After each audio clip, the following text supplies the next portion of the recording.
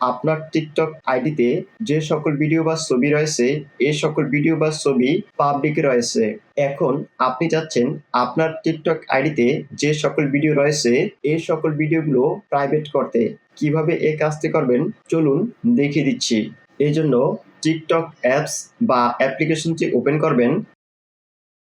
TikTok অ্যাপসটি open হয়ে গেলে প্রোফাইলে ট্যাপ করবেন, দেন থ্রি লাইনে ট্যাপ করবেন। এখন অ্যাক্টিভিটি সেন্টারে ট্যাপ করবেন। এখান থেকে ম্যানেজ পোস্ট ভিজিবিলিটিতে ট্যাপ করবেন। এখানে আপনি এখন পর্যন্ত আপনার টিকটক আইডিতে যে সকল ভিডিও বা ছবি আপলোড করেছেন সে সকল ভিডিও বা ছবিগুলো দেখতে পাবেন।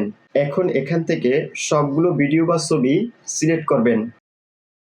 ভিডিও এবং ছবিগুলো সিলেক্ট হয়ে গেলে নেক্সটে ট্যাপ করবেন।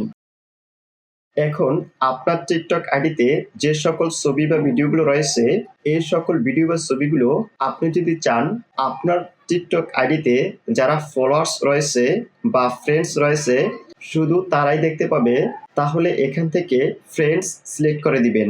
অথবা আপনি যদি চান এই সকল ভিডিও বা ছবিগুলো শুধু আপনি দেখবেন, অন্য কেউ দেখতে যেন না পাক, তাহলে এখান থেকে অনলি মি সিলেক্ট করে দিবেন। আমি এখান থেকে অনলি মি সিলেক্ট করে দিচ্ছি। এখন আপডেটে ট্যাপ করবেন। এখন আপনি যদি ফ্রেন্ডস সিলেক্ট করে থাকেন তাহলে আপনার টিকটক আইডিতে যে সকল ভিডিও বা ছবিগুলো রয়েছে এই সকল ভিডিও বা ছবিগুলো আপনার ফলোয়ার্স যারা রয়েছে শুধু তারাই দেখতে পাবে।